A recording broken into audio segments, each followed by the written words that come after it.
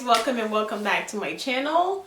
Today's video is a little different because it's not a hair tutorial, and I just wanted to, I'm still finding my voice on this YouTube platform, and obviously I am more than just hair. I have intellect and things like that, but yeah, like I said, I'm just still trying to find my voice on this platform, and finding the balance between a hair tutorial and just just speaking, even though I don't care if people watch it or not. But before I jump into this video, I wanted to mention that my hair is a day 7 wash and go. This is the wash and go I had just previously uploaded using the extreme wet line gel and the Camille Rose, those combos. I'll leave the link down below, but this is a day 7 and it's still, I think it's still holding up pretty good, for day 7. I know someone's gonna ask. Today's video is 5 reasons why your natural hair is not growing. And this is not one of those cliche videos and me recommending products to you. I'm not recommending products to you at all. This is based on my personal experience since I big chopped, since I returned natural. So this is based on my personal experience, and I know someone out there is probably going through the same thing. So I thought, why not just do the video even if it helps one person, So here I am. So let's just jump right into this video. Number 1 is you are ashamed. You are ashamed of your natural hair. And this is something I struggled with going natural. My first time going natural was in high school around 2013, 14-ish, around 2014. I remember going natural, and as soon as I big chopped, I put a wig on right away. I put a wig on because I was so ashamed, and I did not know how to embrace this new hair texture, the short hair. Like, I just did not know how to embrace it. So, and I'm not gonna sit here and lie and say it's easy to embrace, big chopping or returning natural. I don't think it's not the easiest thing on earth, but it is very, very, again, this is my personal experience. It is very, very challenging, and I remember just trying to look for every protective style in the world to wear on my hair, in hopes that if I keep wearing more natural, in hopes that if I keep wearing more protective hairstyle, my hair is eventually gonna grow longer to the point where I'm comfortable to wear it out. But that's not how it works. That's not how it works. When you're ashamed of something, it's not gonna work in your favor at all. So fast forward to college, I big chopped again around 2017. And I remember wanting to start a YouTube video, and I was just like, I'm just gonna wait till my hair grows longer and I'm gonna start a video. And being on social media and seeing like it's the longer natural hair that gets more attention and things like that, like, I'm not gonna lie, I was very ashamed, and I was very ashamed of my natural hair. I didn't want to wear it out. This was something new to me. I didn't know how to embrace it, and I know there are other people out there that are going through what I'm going through, and I'm not gonna sit here again and lie and say it's the easiest thing to embrace. It's not. But I was very ashamed, and that was one of the factors that contributed with slow growth in my hair. Number 2 is you are lazy. So to piggyback off the being ashamed, when you're ashamed of something, you become lazy and you don't take the time to actually learn your hair. You don't take the time to actually watch helpful videos on your hair. You don't take the time to buy products and test product in your hair to see what product your hair likes and what product your hair doesn't like, knowing your hair porosity and things like that. And just basically taking the time to learn your hair. When you're ashamed of something, you're not gonna take the time to learn it at all. You try to slap on every protective hairstyle, and I just want to say that there's nothing wrong with wearing wigs, protective hairstyle, braids, there's nothing wrong with that. I feel like there's a huge difference between wearing them for versatility, for creativity and things like that. I love them. That's what my channel is based on. I love protective hairstyle. There's a difference between that and then wearing it just to avoid your natural hair, and that's just being lazy, avoiding your natural hair, thinking it's gonna grow longer underneath wigs when you're not really taking care of it. You learn more about the wigs than you learn more about your natural hair. So you're not taking the time to actually learn your natural hair. You get what I'm saying? This is something I definitely experienced.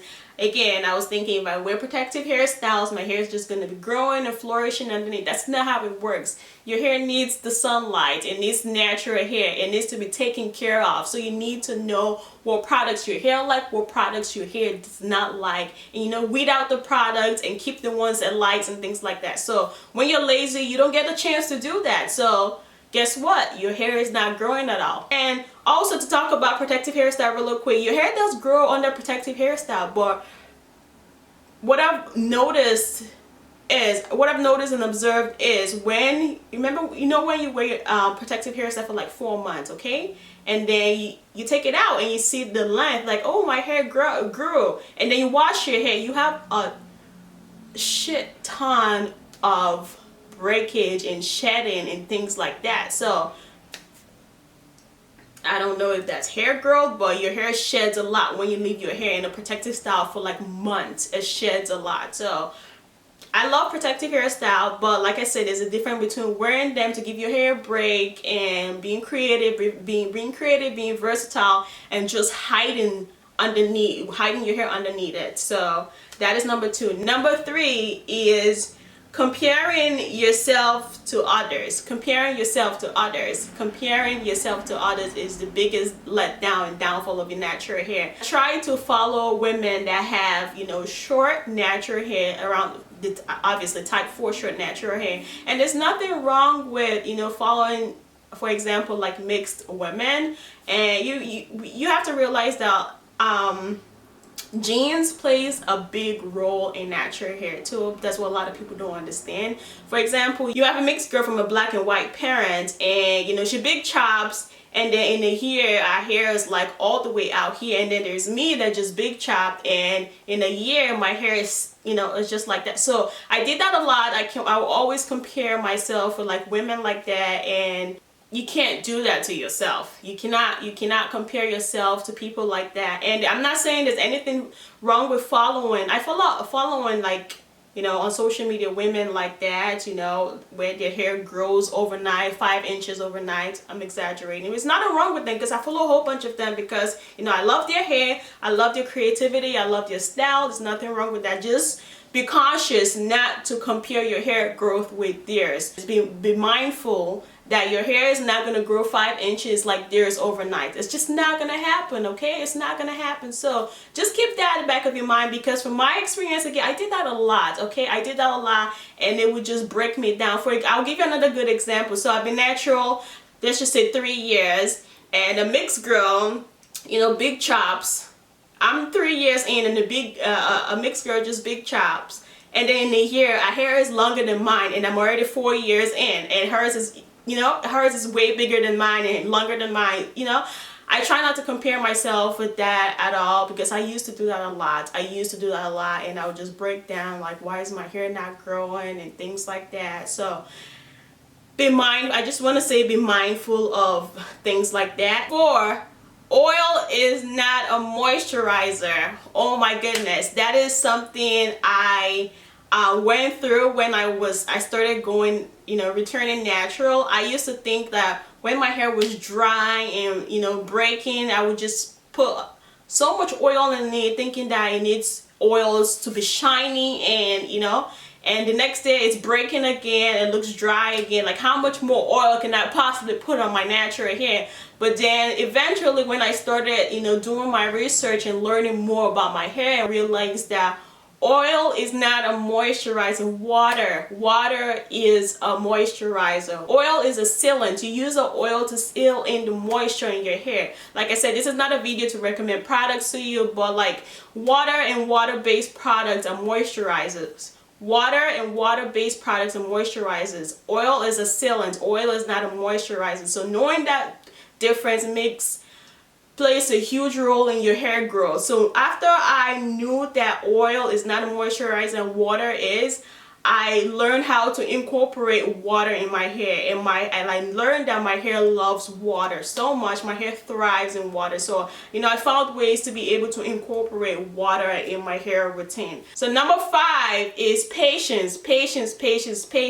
I've seen people try to do 1,000 things to have like hair growth overnight, and I don't know how that's working out for people, but patience is key. I'm not talking about people that are trying to like, you know, grow out your edges or like patched area. I'm not talking about that. I'm just talking about people in, you know, just the average person with natural hair trying to find this overnight hair growth, like, you know, trying, you know, mixing up banana and weird food that can't even get through the cuticles of your hair, like the food particles that can't even get through the cuticles of your hair. Like, what are you doing? Like, you're just wasting food and putting it in your hair that's not gonna do anything to your hair, you know? I just see a lot of people doing that. I'm just like, what are you doing? Your hair is not gonna grow from that. So I've seen a lot of people do that, and it's just like, at the end of the day, it's just like patience, baby. You just gotta be patient. It might take you longer than others, which is fine, but you really have to be patient.